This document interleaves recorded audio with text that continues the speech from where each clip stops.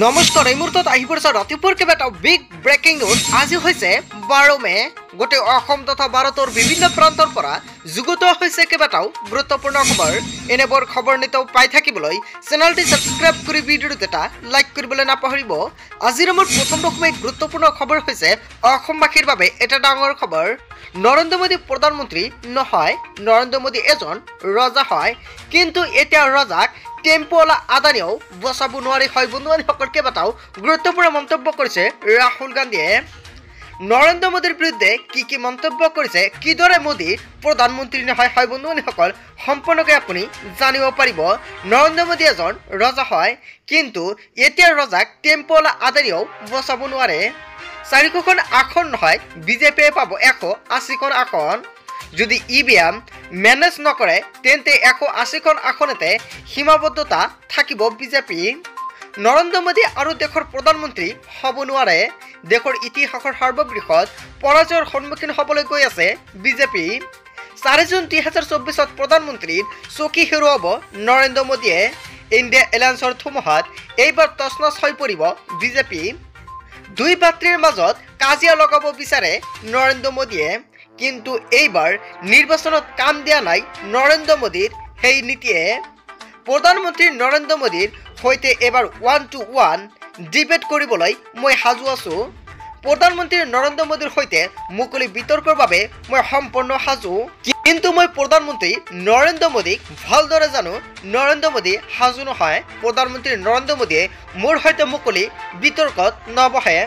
বিতৰ্কলৈ আমন্ত্ৰণ জনাইছিল প্ৰাক্তন ন্যায়াধীশ মদন বি লোকুৰ আৰু অজিত পি শ্বাহ। কেৱল এয়াই নহয়, আৰু প্ৰাক্তন সাংবাদিক এনৰামে।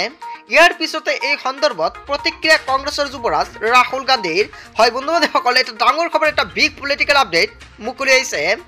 তাৰপিছত অসমবাসী ৰাজুক জনাইছে আমাৰ 2 নম্বৰটো খুবেই গুৰুত্বপূৰ্ণ খবৰ, লগতে এটা ডাঙৰ খবৰ। এইবাৰ বিৰোধী মহাজোঁটৰ চৰকাৰ হ'ব ভাৰতত। হয় বন্ধুবান্ধৱীসকল আপুনি ঠিকেই শুনিছে, এইবাৰ বিৰোধী মহাজোঁটৰ চৰকাৰ হ'ব ভাৰতত। প্ৰতিখন ৰাজ্যতে হেৰা পাব বিজেপিৰ আসন। মাত্ৰ 220ৰ পৰা 230খন আসন পাব বিজেপিয়ে। জনতাক উদ্দেশ্য কৰি মন্তব্য কৰিছে অৰবিন্দ কেজৰিৱাল। তাৰপিছত অসমবাসী ৰাজুক জনাইছো আমাৰ 3 নম্বৰটো খুবেই গুৰুত্বপূৰ্ণ খবৰ, লগতে এটা ডাঙৰ খবৰ। পাকিস্তানলৈ ভয় কৰাৰ প্ৰয়োজন নাই। কেইবাটা গুৰুত্বপূৰ্ণ মন্তব্য কৰিছে নৰেন্দ্ৰ মোদীয়ে। পাকিস্তানলৈ ভয় কৰাৰ প্ৰয়োজন নাই। তেওঁলোকে নিজৰ অস্ত্ৰ ভাণ্ডাৰো বেচিবহে খুজিছে। বাৰে বাৰে নিজ দেশক ভয় দেখুৱাব খোজে কংগ্ৰেছ দল। হয় বন্ধুসকল কংগ্ৰেছ দলক এনেকুৱাকৈ কটাক্ষ কৰিছে মোদী ডাঙৰীয়াই। তাৰপিছত অসমবাসী ৰাজুক জনাইছো আমাৰ 4 নম্বৰটো খুবেই গুৰুত্বপূৰ্ণ খবৰ, লগতে এটা ডাঙৰ খবৰ। অসমত 14খন আসনৰ 13খন আসনেই পাব বিজেপিয়ে। অসমত 14খন আসনৰ 13খন আসনে পাব বিজেপি বুলি মন্তব্য কৰিছে। উত্তৰ পূবত 25খন আসনৰ 22খনেই পাব বিজেপিয়ে। জনতাই বিজেপিক বিচাৰে, মোদীৰ গ্ৰান্তিকে বিশ্বাস কৰে, মন্তব্য কৰিছে ৰাজ্যৰ মুখ্যমন্ত্ৰী ডক্টৰ হিমন্ত বিশ্ব শৰ্মাই। তাৰপিছত অসমবাসী ৰাজুক জনাইছো আমাৰ আন এটা খুবেই গুৰুত্বপূৰ্ণ খবৰ, লগতে এটা ডাঙৰ খবৰ। নৰেন্দ্ৰ মোদীৰ হয় বিজেপি নিৰ্বাচনত জয় হ'লে প্ৰধানমন্ত্ৰী হ'ব অমিত শ্বাহ। হয় বন্ধুবান্ধৱীসকল আপুনি ঠিকেই শুনিছে, মোৰ অসমবাসী ৰাজুক জনাইছো এটা big breaking news. Narendra Modi নহয়, বিজেপি নিৰ্বাচনত জয় হ'লে প্ৰধানমন্ত্ৰী হ'ব অমিত শ্বাহ।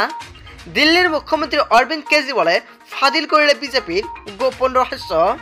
2025ৰ ছেপ্টেম্বৰ মাহৰ 17 তাৰিখৰ পূৰ্বেই নৰেন্দ্ৰ মোদী এৰিব প্ৰধানমন্ত্ৰীৰ চকী। 2025ৰ ছেপ্টেম্বৰ মাহত নৰেন্দ্ৰ মোদীৰ বয়স হ'ব 75 বছৰ। নৰেন্দ্ৰ মোদীৰ উত্তৰসূৰী হ'ব মোদীৰ সহস্বৰূপ অমিত শ্বাহ। নৰেন্দ্ৰ মোদীয়ে নিজৰ বাবে ভোট বিচৰা নাই, ভোট বিচাৰিছে অমিত শ্বাহৰ বাবে।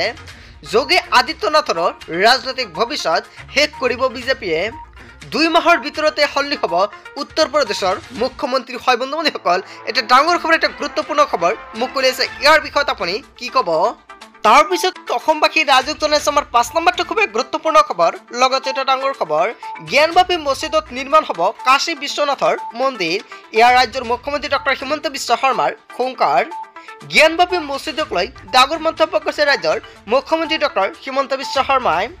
মোদীয়ে 400খন আসন পালে জ্ঞানবাপী মছজিদ নিৰ্মাণ হ'ব কাশী বিশ্বনাথ মন্দিৰ।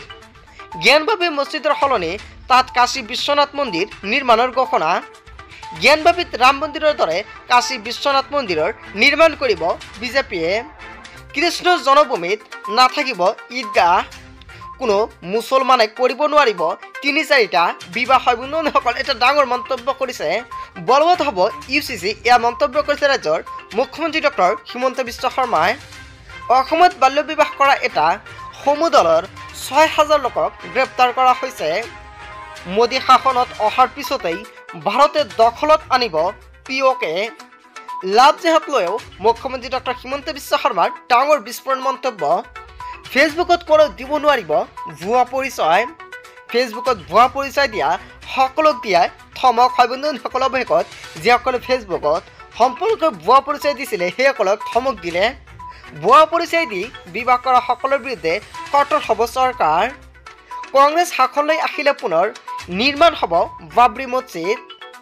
বিহাৰত এই মন্তব্য কৰিছে ৰাজ্যৰ মুখ্যমন্ত্ৰী ডক্টৰ হিমন্ত বিশ্ব শৰ্মাই। হয় বন্ধু বান্ধৱীসকল, গোটেই অসম তথা ভাৰতৰ বিভিন্ন প্ৰান্তৰ পৰা যুগুত হৈছিলে কেইবাটাও গুৰুত্বপূৰ্ণ খবৰ।